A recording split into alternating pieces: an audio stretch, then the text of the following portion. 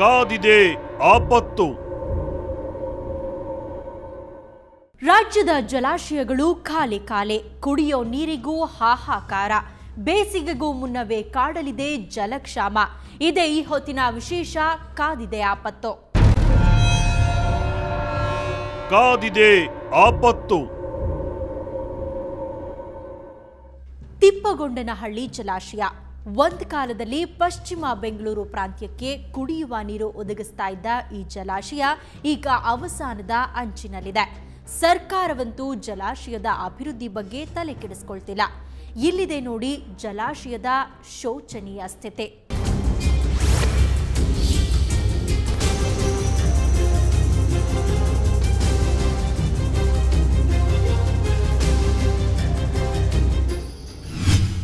Tippagondanahalli dam ಖಾಲಿ ಖಾಲಿ.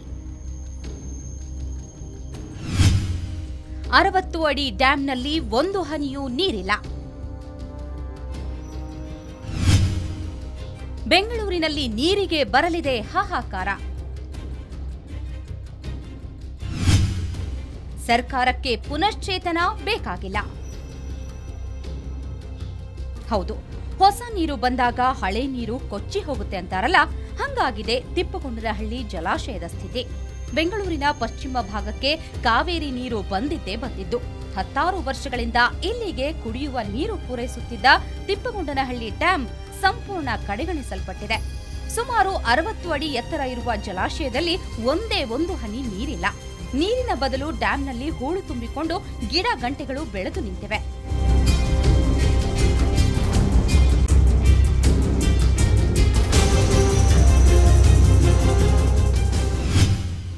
ಜಲಾಶಯದ ಜಲಮೂಲವೇ ಬಂದ್.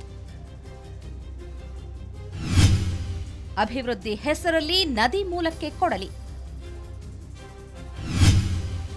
ಮರೆತೇ ಹೋಗಿದೆ ನದಿಗಳ ಉಗಮ ಸ್ಥಾನ. ಹೌದು, ಅರ್ಕಾವತಿ ಮತ್ತು ಕುಮದ್ವತಿ ನದಿಗಳೇ ತಿಪ್ಪಗೊಂಡನಹಳ್ಳಿ ಜಲಾಶಯದ ಜಲಮೂಲ. ಅರ್ಕಾವತಿ ನಂದಿ ಬೆಟ್ಟದಲ್ಲಿ ಹುಟ್ಟಿ ತಿಪ್ಪಗೊಂಡನಹಳ್ಳಿ ಜಲಾಶಯ ಸೇರಿದ್ರೆ, ಕುಮದ್ವತಿ ಶಿವಗಂಗೆಯಲ್ಲಿ ಹುಟ್ಟಿ ತಿಪ್ಪಗೊಂಡನಹಳ್ಳಿ ಡ್ಯಾಂ ಸೇರ್ತಾ ಇತ್ತು. ಇದೀಗ ಈ ನದಿಗಳು ಹರಿಯುತ್ತಿದ್ದ ಜಾಗವನ್ನ ಒತ್ತುವರಿ ಮಾಡಿಕೊಂಡು ಬಡಾವಣೆ, ರಸ್ತೆ ಮುಂತಾದ ಕಾಮಗಾರಿ ನಡೆಸಲಾಗಿದೆ. ಹೀಗಾಗಿ ಹನಿ ನೀರು ಸಹ ಜಲಾಶಯಕ್ಕೆ ಸೇರ್ತಿಲ್ಲ. ಇನ್ನು ನದಿ ಮಾರ್ಗದಲ್ಲಿದ್ದ ಕೆರೆ ಕುಂಟೆಗಳು ಹೇಳ ಹೆಸರಿಲ್ಲದಂತೆ ಬತ್ತಿ ಹೋಗಿವೆ.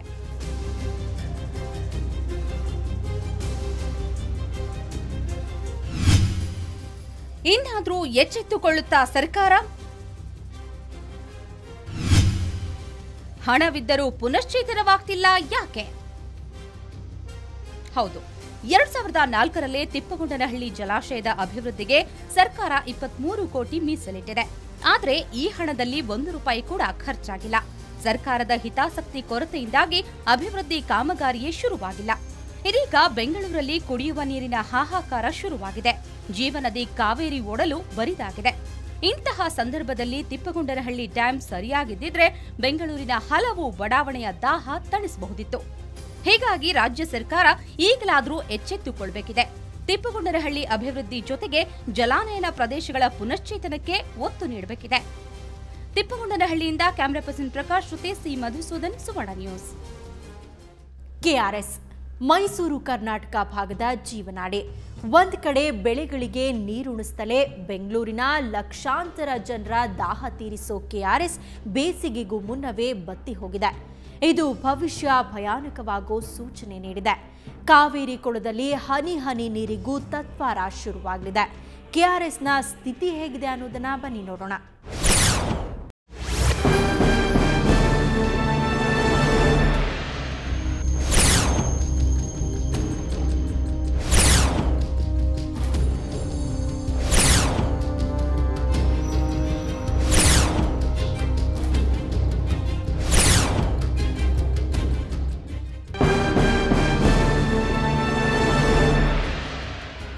ನೀರಿನ ಮಹತ್ವ ಹಿಂದೆಂದಿಗಿಂತಲೂ ಕೂಡ ಈಗ ಹೆಚ್ಚಾಗ್ತಾ ಇದೆ. ಬೇಸಿಗೆಗೂ ಮುನ್ನವೇ ಬರಗಾಲ ಎಲ್ಲ ಕಡೆ ಆವರಿಸ್ಕೊಳ್ತಾ ಇದೆ. ಜೀವಜಲ ಬತ್ತಿ ಹೋಗ್ತಾ ಇದೆ. ನಾನೀಗ ಕೆಆರ್ಎಸ್ ಅಣೆಕಟ್ಟೆಯ ಮುಂಭಾಗ ನಿಂತಿದ್ದೇನೆ. ಈ ಅಣೆಕಟ್ಟೆಯ ನೀರಿನ ಸ್ಥಿತಿಗತಿ ಹೇಗಿದೆ, ಯಾವ ಥರದ ಸಮಸ್ಯೆಗಳು ಉಂಟಾಗ್ತಾ ಇದೆ, ಬನ್ನಿ ನೋಡೋಣ.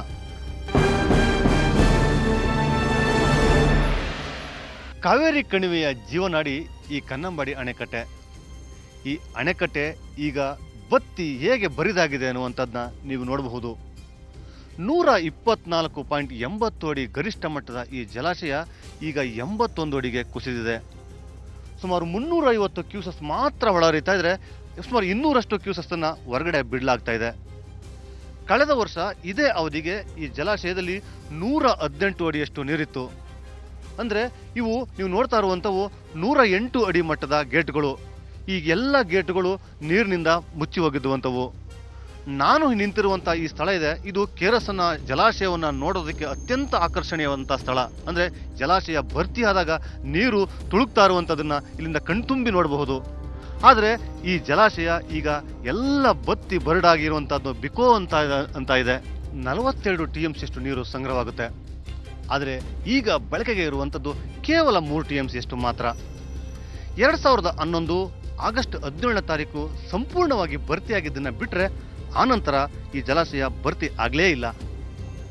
2003ರಲ್ಲಿ 63 ಅಡಿಯಷ್ಟು ನೀರು ಕುಸಿತ ಕಂಡು ಭೀಕರ ಬರಗಾಲವನ್ನು ಸೃಷ್ಟಿ ಮಾಡಿತ್ತು. ಅಂಥದ್ದೇ ಸ್ಥಿತಿ ಮತ್ತೆ ಈಗ ನಿರ್ಮಾಣವಾಗುವಂತಹ ಎಲ್ಲ ಸಾಧ್ಯತೆಗಳು ಇಲ್ಲಿ ಕಂಡು ಬರ್ತಾ ಇದೆ. ಈ ವರ್ಷ ಕಳೆದ ನವೆಂಬರ್ ವೇಳೆ ಹೈಯೆಸ್ಟ್ ಅಂತಂದ್ರೆ 110 ಅಡಿಯಷ್ಟು ನೀರು ಸಂಗ್ರಹವಾಯಿತು. ಆ ಸಂದರ್ಭದಲ್ಲಿ ಎಲ್ಲೋ ಒಂದು ಕಡೆ ಒಂದು ಭರವಸೆ ಸೃಷ್ಟಿಯಾಗಿತ್ತು. ಆದರೆ ಅದೇ ವೇಳೆಗೆ ಎದುರಾದಂತಹ ಕಾವೇರಿ ಜಲ ವಿವಾದ ಒಂದು ರೀತಿ ದುರಂತವನ್ನು ಸೃಷ್ಟಿ ಮಾಡಿತು. 1 ವಾರಗಳ ಕಾಲ 10 TMC ಅಷ್ಟು ನೀರನ್ನು ನಿರಂತರವಾಗಿ ಹರಿಸಿದ ಪರಿಣಾಮ 7 ಅಡಿಯಷ್ಟು ನೀರು ಕಡಿಮೆ ಆಯಿತು. ಮತ್ತೆ ನೀಲಂ ಚಂಡಮಾರುತದ ವೇಳೆ ಒಂದಷ್ಟು ಚೇತರಿಕೆ ಉಂಟಾಗಿತ್ತು. ಆದರೆ ಈಗ ಮತ್ತೆ ಏನು ಒಂದು ರೀತಿ ಒಂದು ಅಧೋಗತಿಗೆ ಜಲಾಶಯ ಹೋಗ್ತಾ ಇದೆ. 80 ಅಡಿ ಮತ್ತೆ ಇನ್ನಷ್ಟು ಏನು ಕುಸಿತ ಕಾಣುವಂಥ ಸಾಧ್ಯತೆಗಳು ಕಂಡು ಬರ್ತಾ ಇದೆ. ಈಗಾಗಲೇ ಹಿನ್ನೀರಿನ ಏನು ಐಲ್ಯಾಂಡ್ ಇರ್ಬೋದು, ಕೆಲವು ದೇವಸ್ಥಾನಗಳಿರ್ಬೋದು, ಎಲ್ಲವೂ ಕೂಡ ಗೋಚರವಾಗಿ ಇಡೀ ಜಲಾಶಯ ಬರಿದಾಗಿ ಬಿಕ್ಕುವಂಥ ಒಂದು ಚಿಕ್ಕ ಕೆರೆಯಾಗಿ ಲಕ್ಷಣ ಕಾಣ್ತಾ ಇದೆ. ಇದರಿಂದಾಗಿ ಕುಡಿಯುವ ನೀರಿಗೆ ಯಾವ ಥರದ ಸಮಸ್ಯೆ ಎದುರಾಗುತ್ತೆ, ಕುಡಿಯುವ ನೀರಿಗೆ ಲಭ್ಯತೆ ಮಾಡಬಹುದಾ ಅನ್ನುವಂಥದ್ದನ್ನ ನಾನು ನಿಮ್ಗೆ ತೋರಿಸ್ಕೊಡ್ತೇನೆ.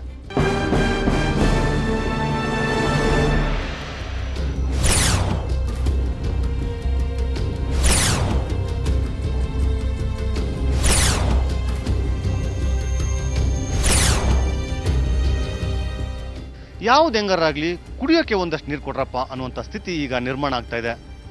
ನಾನೀಗ KRS ಅಣೆಕಟ್ಟೆಯ ಮುಂಭಾಗದಲ್ಲಿರ್ತಕ್ಕಂಥ ವರ್ಣ ಚಾನಲ್ ಬಳಿ ಇದ್ದೇನೆ. ಏನು ಈ ಚಾನಲ್ ಮೂಲಕ ಬೆಳೆಗಳಿಗೆ ಹೋಗ್ತಾ ಇರ್ತಕ್ಕಂಥ ನೀರನ್ನು ಸಂಪೂರ್ಣವಾಗಿ ಸ್ಥಗಿತ ಮಾಡಲಾಗಿದೆ. ಇಲ್ಲೇ ಪಕ್ಕದಲ್ಲಿರ್ತಕ್ಕಂಥದ್ದು ಬಲದಂಡೆ ನಾಲೆ. ಈ ಬಲದಂಡೆ ನಾಲೆಯ ಮೂಲಕ ಪ್ರತಿದಿನ 50 ಕ್ಯೂಸೆಕ್ಸ್ ನೀರನ್ನು ಏನು ಇಲ್ಲೇ ಪಕ್ಕದಲ್ಲಿರ್ತಕ್ಕಂಥ ವಂಗಳ್ಳಿ ಪಂಪ್ ಹೌಸ್ ಮೂಲಕ ಮೈಸೂರಿಗೆ ಕುಡಿಯೋಕ್ಕೆ ಸರಬರಾಜನ್ನು ಮಾಡಲಾಗ್ತಾ ಇದೆ. ಅದೇ ರೀತಿ ಏನು ಎಡಮುರಿಯಲ್ಲಿರ್ತಕ್ಕಂಥ ದೇವರಾಯ ನಾಲೆ, ಈ ಬಲದಂಡ ನಾಲೆ ಮತ್ತು ದೇವರಾಯ ನಾಲೆ, ಈ ಎರಡೂ ನಾಲೆಗಳ ಮೂಲಕ ಪ್ರತಿದಿನ ಮೈಸೂರಿಗೆ 150 ಕ್ಯೂಸೆಕ್ಸ್ ನೀರನ್ನು ಕುಡಿಯೋಕ್ಕೆ ಹರಿಸಲಾಗ್ತಾ ಇದೆ. ಇಲ್ಲಿನ ಏನು ನೀರಿನ ಸ್ಥಿತಿಗತಿಯನ್ನು ನೋಡಿದ್ರೆ ಮೈಸೂರಿಗೆ ಇನ್ನು 2 ತಿಂಗಳವರೆಗೆ ಕುಡಿಯೋಕ್ಕೆ ನೀರಿನ ಸಮಸ್ಯೆ ಇಲ್ಲ ಅನ್ನುವಂಥದ್ದು ಕಂಡು ಬರ್ತಾ ಇದೆ. ಆದರೆ ಬೆಂಗಳೂರಿನ ಸ್ಥಿತಿ ಏನು ಅನ್ನುವಂಥದ್ದು ಈಗ ಮುಖ್ಯ ಪ್ರಶ್ನೆ. ಬೆಂಗಳೂರಿಗೆ ನೀರನ್ನು ಕೊಡಬೇಕು ಅಂದರೆ ನದಿಯ ಮೂಲಕವೇ ನೀರನ್ನು ಹರಿಸಬೇಕು.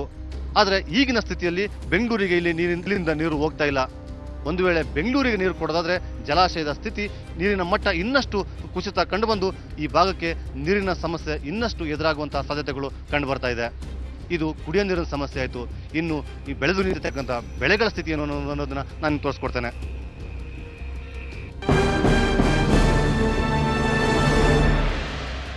ನಾಲೆಗಳಲ್ಲಿ ನೀರು ಹರಿಯದೇ ಇರೋದ್ರಿಂದಾಗಿ ಲಕ್ಷಾಂತರ ಎಕರೆ ಅಚ್ಚುಕಟ್ಟಿನಲ್ಲಿ ಬೆಳೆದು ನಿಂತಿರ್ತಕ್ಕಂಥ ಕಬ್ಬು ಒಣಗ್ತಾ ಇದೆ.